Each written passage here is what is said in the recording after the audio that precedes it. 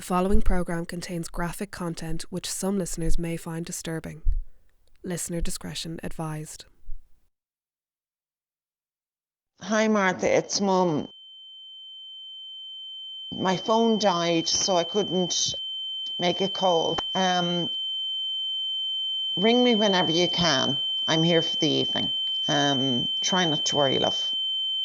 Talk to you soon. Bye.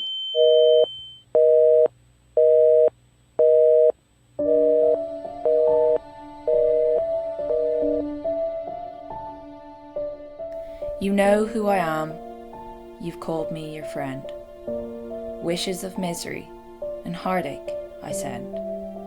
I want only to see that you're brought to your knees. I'm the devil inside you. I am your disease.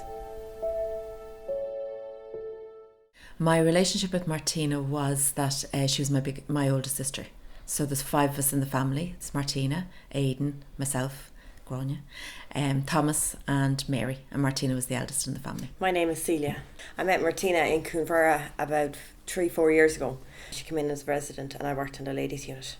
My name is Denise. I was a very good friend of Martina's. I am married. I have 2 sons, and we actually spent a lot of time together based on the fact that 2 of our children were the same age and born within 12 weeks of each other. Martina was kindness personified. She had great empathy and great warmth, and people really warmed to her. People loved her because she was genuinely interested in people, and she genuinely was interested in your life and your relationships and how you were. If you had a problem in your relationship or a problem with anything, Martina she'd completely understand all the different layers of it without even have to explain it too much. She would get it, and her reactions would be always ones that you would listen to because she was sound. That was a huge part of her personality.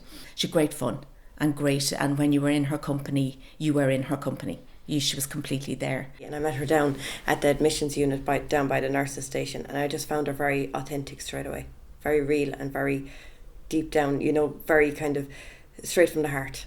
Very honest. Like, there would have been about 3,500 residents went through while I was there for the 3.5 years. But Martina would have been, I don't mean to put her out there, but she'd be in the top 5 that I could get on with, that I could be really close to.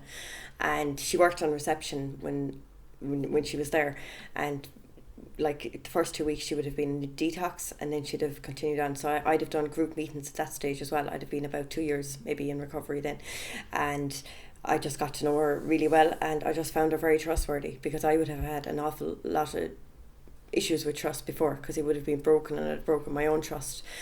And I just found her, I could tell her anything and she didn't judge me. I didn't find any judgment at all in any past issues I had. I just felt she was one of the people that I could say anything to, and there was no issues. My first impressions of Martina were that she was extremely efficient, extremely popular member of staff in IBM, really got things done, was very good humoured, great fun to be around, and was always very popular in the place. Well, you don't become best friends instantly, but it was a slow build-up. We became very good friends. We went to lunch a lot, and then we introduced each other to each other's families. When Martina was going through difficulties with pregnancies and that, when she was in work, she would confide in me, we would talk about things. But it happened very naturally and very instantly. I think our personalities just gelled. We had great fun together. That was a huge part of it. She was great fun to be around and always extremely generous spirit. Martina and I discussed everything, like from new shoes to dresses to how crazy our husbands drove us, how crazy our children drove us at different stages, how much we loved them but didn't always like them all of the time. And certainly we discussed all of that. We did a lot of shopping trips together. And certainly, yes, if Martina was ever worried about something, or vice versa, that did always go both ways. Something was bothering us to do with work or to do with our families. Yeah, we would always, and it was always a good excuse to meet and sit down and have coffee, or at different stages a drink. Because I'd been there 3.5 years, and she had been in the February just before I left. And I remember when she came into detox, she was after being on holidays And Barry brought her in. I think she came back on the plane or something like that.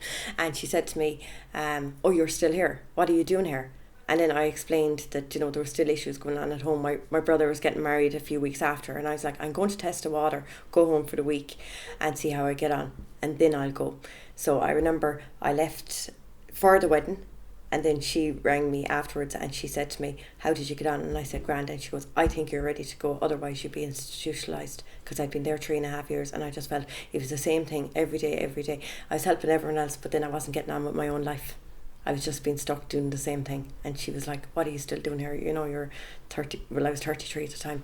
Just get out and get on with it, And that pushed me on, because I could very easily stay in Coomberra the rest of my life. But since I left, even the little things that have come back is phenomenal. I had a good relationship with her. She was my big sister, and she was kind of the trailblazer in the family.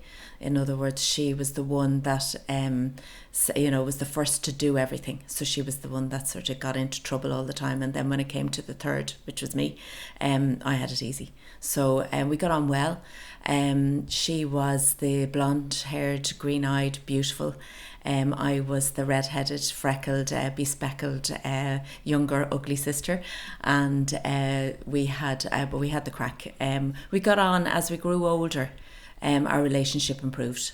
In that, as adults, we got on really, really well. So, but as kids, there was that rivalry and all that. I'll invade all your thoughts and take hostage your soul. I'll become your master in total control. I'll claim your emotions, I'll run the whole game, till your entire existence is crippled with shame.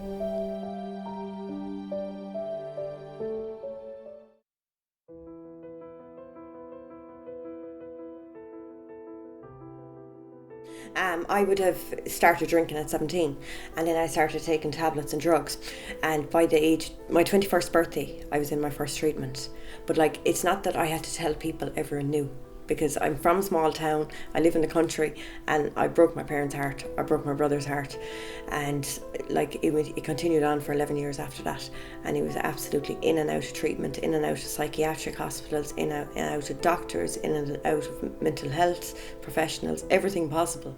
And I didn't want to get it, in a sense. I just could not accept I had an addiction. And until I accepted it, that's when I got well, because it went, just when you think it can't get any worse, it does get worse. It certainly did for me.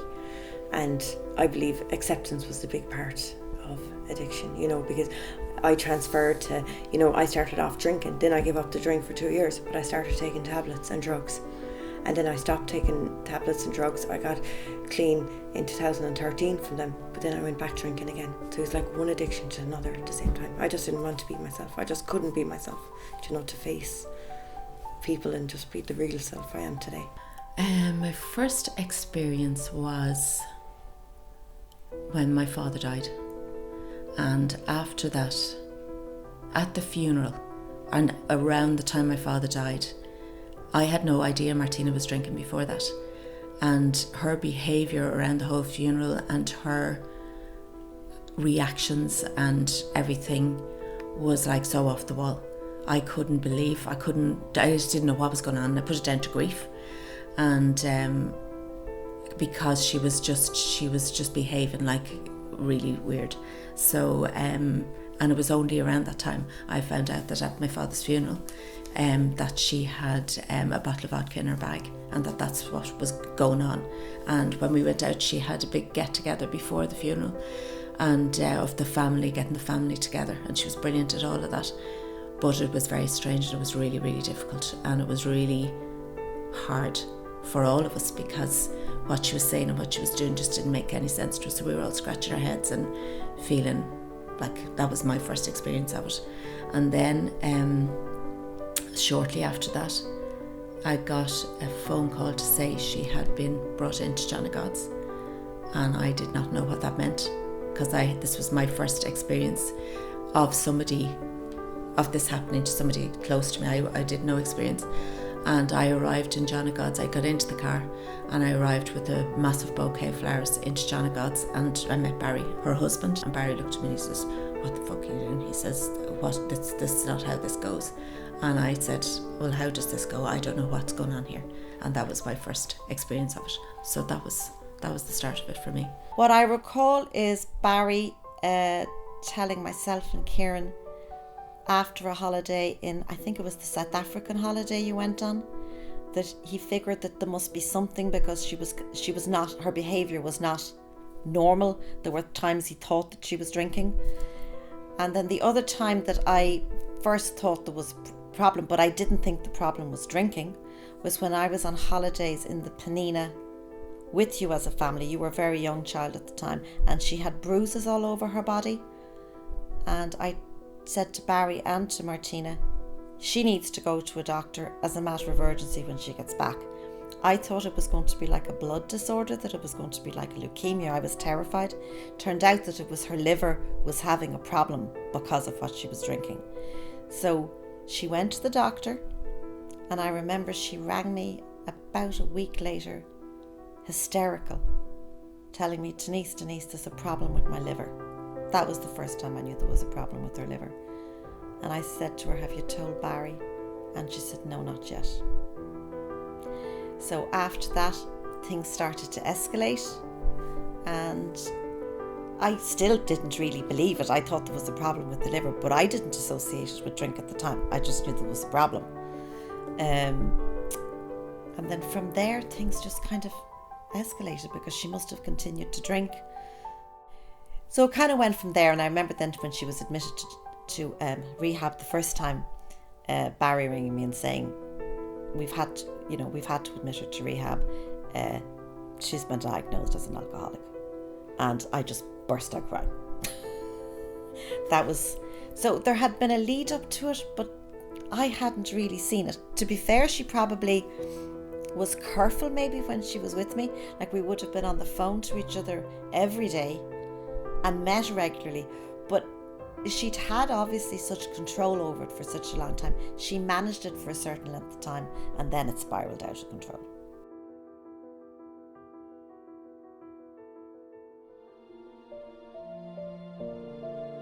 When you call me, I come, sometimes in disguise. Quite often I'll take you by total surprise.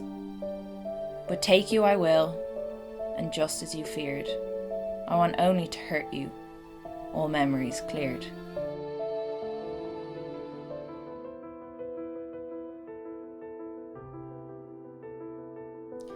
Well, what changed with the addiction in terms of my relationship with Martina and how I saw her was she was like a stranger to me. She was a stranger. I couldn't believe her. I couldn't trust her. And I wanted to. So when I was with her, I wanted to believe what she was saying. And most of the time, like, if you tell me, my personality is, if you tell me something, I believe you. That's just my personality. So it took me a long time to accept that there were times that she wasn't telling me the truth. And so when I met her, what I found over the years that I met her with caution, which was really sad. And then there was moments when she came out of rehab, particularly out of Clúnmhuire, that the first time that she was there and that she was at her best, and we had a week away in a long weekend in Dingle, and it was like having her back, because she was there. She was fully present, and I knew that at that particular time she had the addiction kind of under control, in so much as she was present. But it took her away. It ruined, it spoiled our relationship. I wasn't able to park it. I didn't know how to be around her. What we had together before she got the addiction, or before the addiction took a hold of her, was gone. And the trust and the sharing that you'd have, it just made it very difficult. And what another aspect of it was that if you would meet her and have a nice time and have whatever, you think that, and then a couple of days later you hear that all the time she was drinking. So it was like it made it really, really difficult. And it just made everything very cautious. I was very cautious around her, and I wasn't able to be fully myself around her or fully trust her. So it destroyed an awful lot. It destroyed the relationship as it was. But then when I found, as time went on, when I did see that she was trying, and I know she really did try, I was able to step into a space with her where we could rekindle, you know, a bit of the relationship that we had, and that was lovely. It was lovely to be able to do that as time went on, and then not to be so judgmental of her when she relapsed, because realizing as time went on the illness that it is and the, you know, the difficulties around it, but it's harsh, it's cruel, it destroys families, it destroys relationships, it destroyed her life, and it had a huge impact on all the people around her, and that was very difficult to watch. It was very difficult to watch, you know, her children suffer, her husband suffer, and the life that they could have had and didn't have because of it, and the struggles that went on. So it was torture, and not being able to do anything about that. Sort of sitting at a distance, trying to help, but knowing that actually there was very little you could do except just to be there whenever they you know, they felt that they could reach out or that they needed you, because like you really were on the outside in terms of that. So it was, yeah, it was hell. But no, I don't think our relationship, it changed because the practicalities, there were certain things we couldn't do anymore, and you wouldn't be wanting to go drinking or whatever. Not that we ever went drinking. We went for dinner and drinks. We never went to a pub just to have drinks.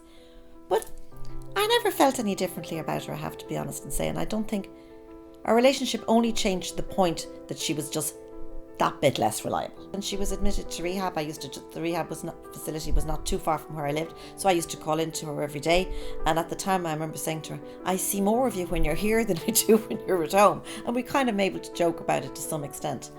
But she spent a long time there. That time, I think she did the full, 12 weeks, I think was the program at the time. And honestly, I believed that she would make it, because I saw her as somebody very strong. Turns out she wasn't as strong as I had believed. And I always visioned that she would go into counselling, that's what she would do, and that she would end up helping other people with it. So for a long time the relationship didn't change, and I don't believe our relationship ever fully changed. All that did happen is she became a little less reliable, you know, and you'd know if I didn't hear from her, I'd know there was a problem. If I was ringing regularly for a couple of days and she wasn't answering me, I'd end up ringing Barry, or I'd ringing somebody else to find out what was going on. To me, she was still always my Martina. I never felt any differently about it. I wanted to kill her at times. Other times I wanted to wrap her up in cotton wool and hug her because my heart used to go out for her.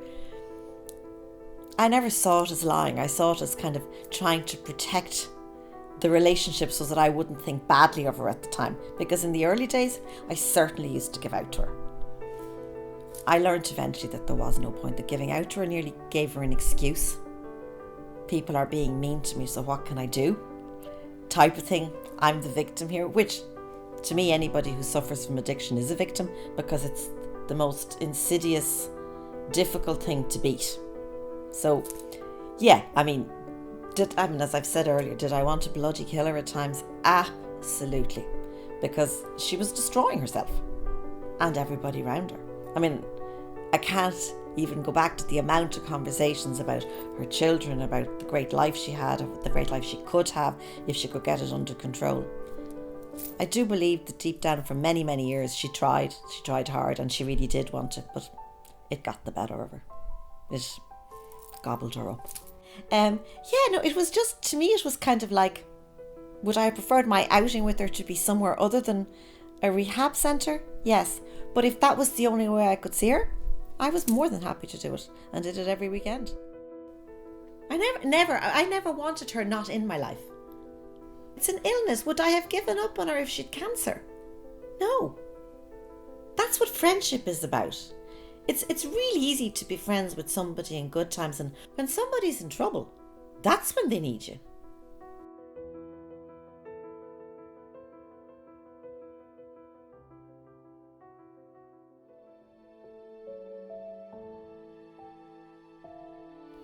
If you have any family, I'll see it's destroyed. I'll steal every pleasure in life you've enjoyed. I'll not only hurt you, I'll kill if I please. I'm your worst living nightmare. I am your disease.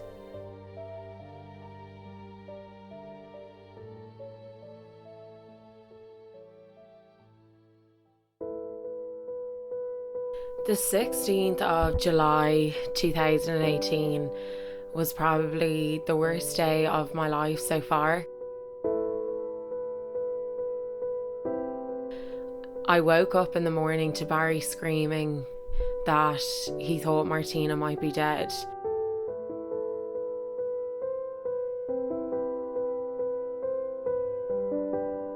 I thought to myself, it's just another one of those days.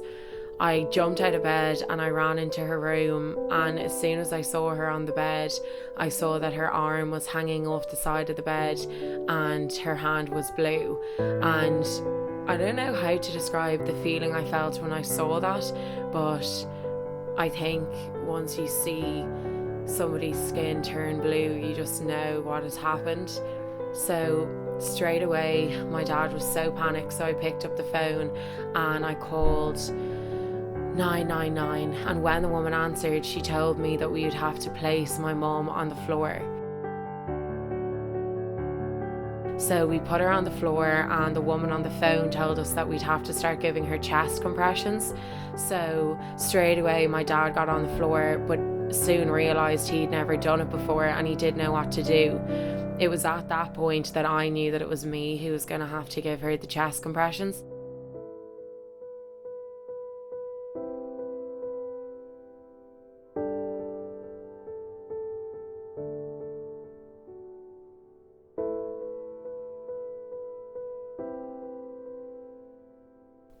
I got on my knees and the woman on the phone instructed me on what to do. I'd seen it in movies and shows, and I'd been trained it in 4th year in school, but never in my life did I think I'd be on my mum and dad's bedroom floor doing it to my mum.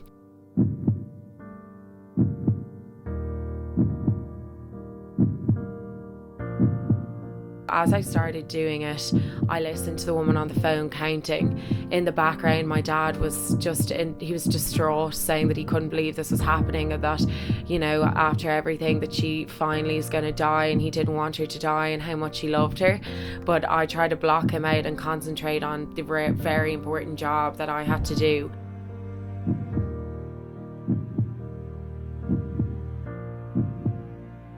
I remember just counting along with her to try to keep doing it, and it was really tough. I didn't know if I was doing it right. I didn't know if it was working. As I was doing it, I could just feel a liquid moving up and down her body, and I knew it wasn't a normal thing to feel or to hear. As I did the chest compressions, I felt like I didn't want to hurt her, but I knew I had to do them really hard in order for it to work.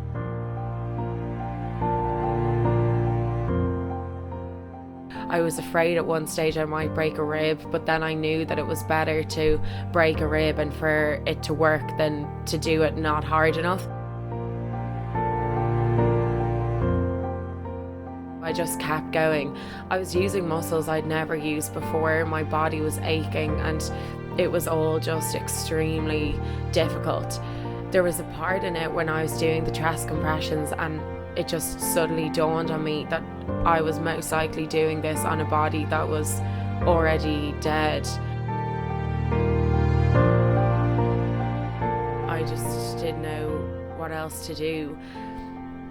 I felt really, really overwhelmed, and with the woman counting on the phone and my dad talking in the background and me trying to concentrate, I just suddenly felt extremely overwhelmed. I felt my whole head and my whole body just felt like they were going to give up. I felt like I couldn't keep my balance. I felt like I wasn't pushing down hard enough. I felt like I wasn't doing the count properly, and the woman on the phone kept correcting my counting and telling me to slow down and telling me to relax. And all of a sudden I just felt so overwhelmed. Like I realised that like my mum, my best friend, was dead.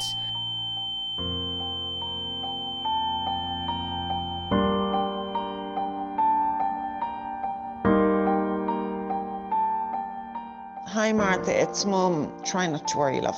Talk to you soon. Bye.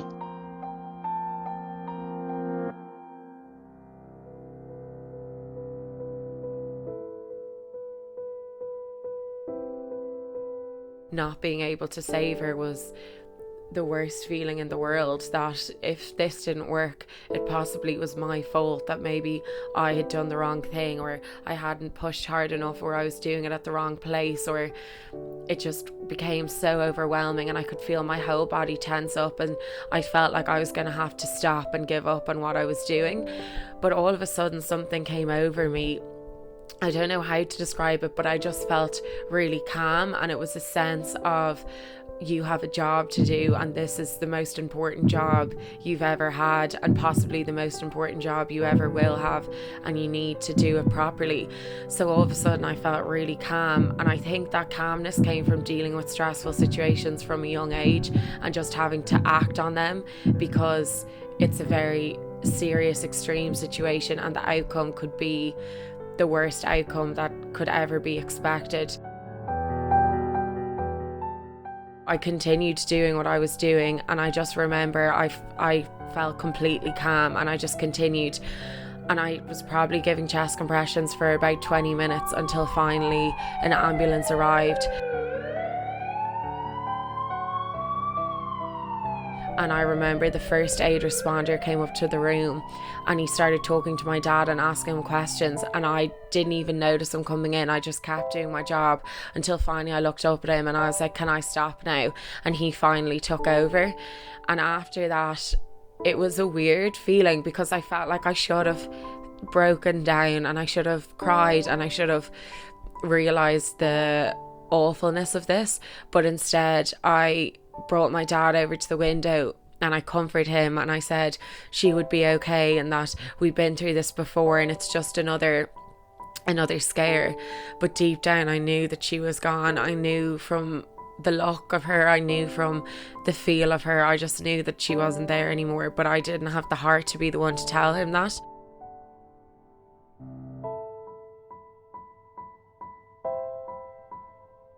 So as more first aid responders turned up in the room and started doing procedures on my mum, I said to my dad that we should go and sit in my bedroom.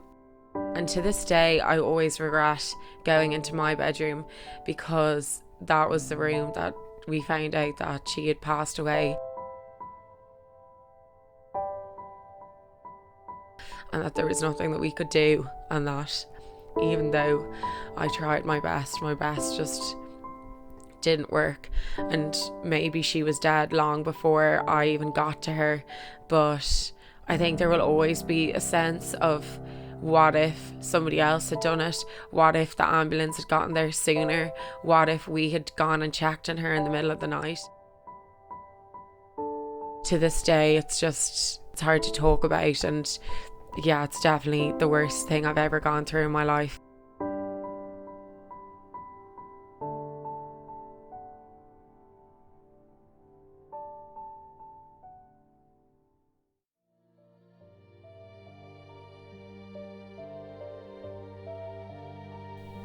I'll bring self-destruction, but still you can't tell. I'll sweep you through heaven, then drop you in hell. I'll chase you forever, wherever you go, and then when I catch you, you won't even know.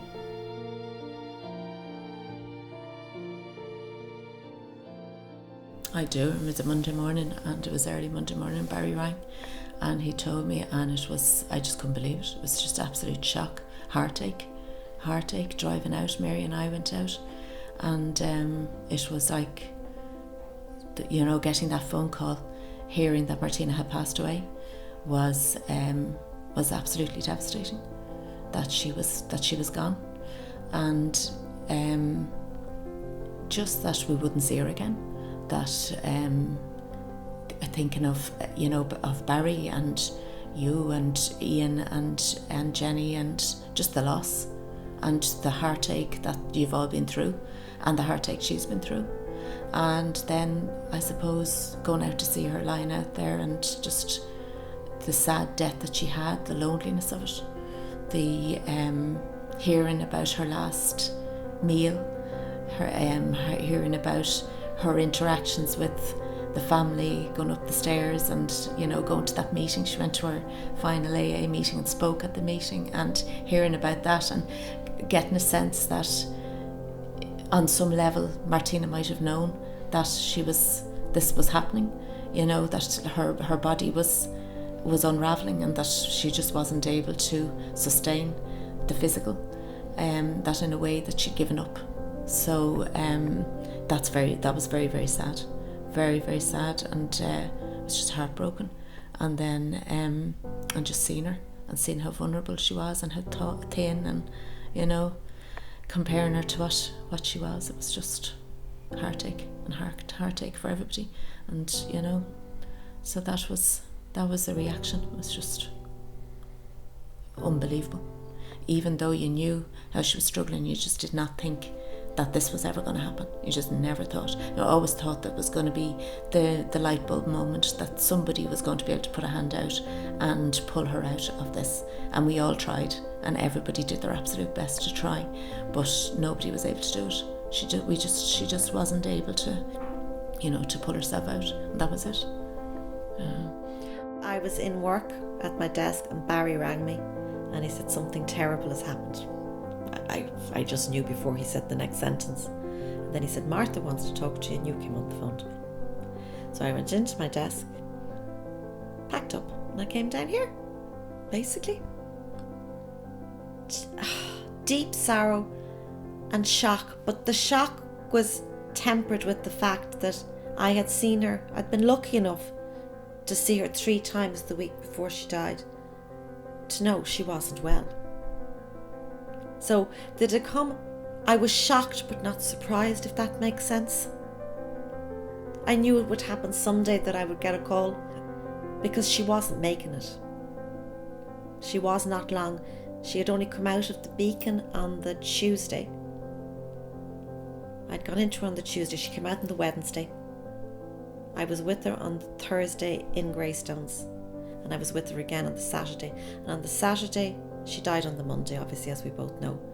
And on the Saturday, I collected her from an AA meeting.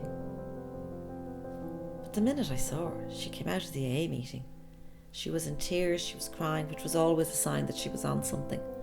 And she definitely, I would say, certainly had tablets in her system, if not both.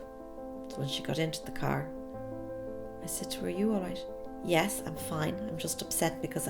And she put it down to she had shared at the meeting, and there was a couple of people standing with her. She was quite late coming out of the meeting. But she really wasn't right. And that's the day that we went to lunch, and I said to her, "You're absolutely destroying yourself." And 2 days later, she was gone.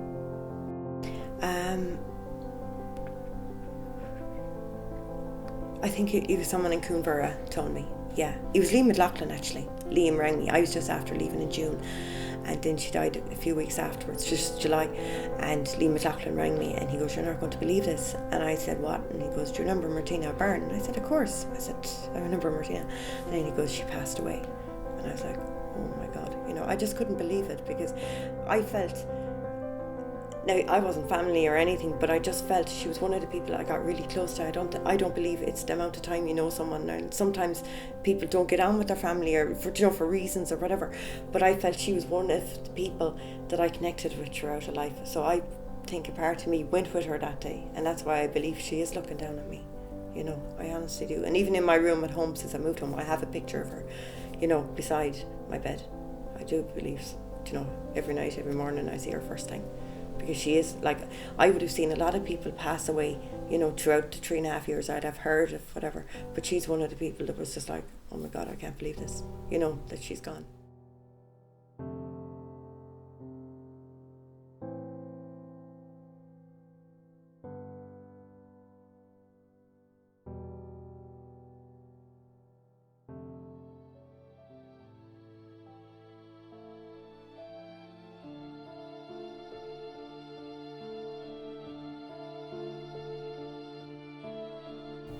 I'll sometimes lay silent, just waiting to strike.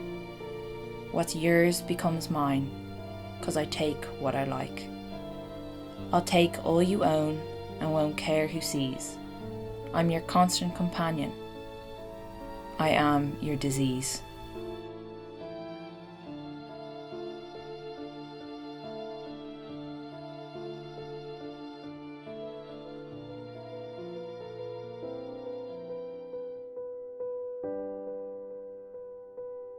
If she was alive today, just to try and get honest, open and willing about her addiction, because I believe somebody dies because they couldn't accept something. Like, I was near death myself, because when I went into Coonvera, I had stage 3 cirrhosis, you know, so I kept getting, they thought I had epilepsy, but I didn't. It was just seizures I kept getting. So when I went into Coonvera first, I didn't do the programme for 6 weeks because I kept going in and out of Naas. They kept sending me in ambulances and that.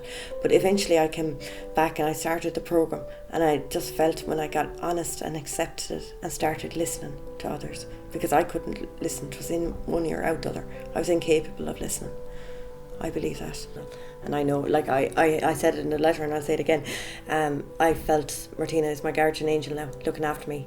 Spirituality is a huge part of recovery, and I just feel that she is looking down on me, because there's been different things, you know, that have worked out, and she has said it to me, like, you know, just get on with it, you know, and it's given me the push, you know, for me to get well.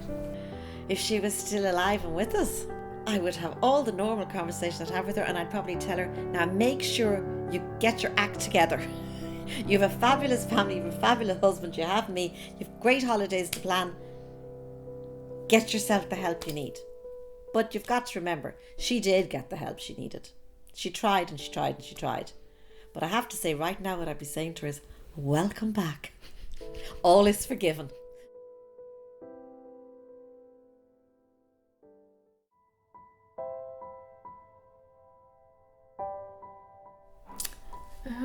Well, I think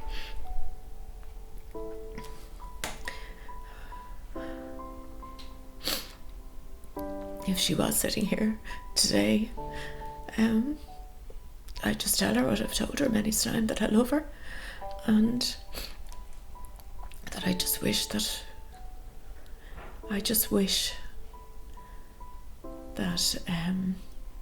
she could have grabbed the help that she needed and took it, and was able to crack this addiction, which is just destroyed her life and many lives around her, and just to tell her that I loved her. I hated her addiction, but I loved her, and that's what I said to her.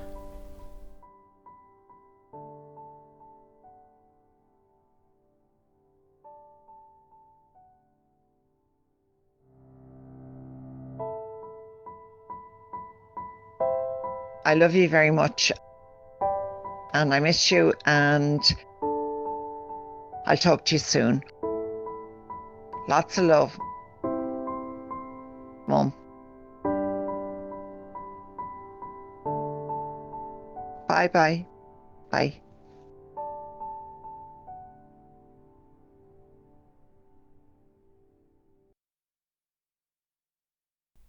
If you've been affected by any issues raised by this programme, free phone the Samaritans on 116 123.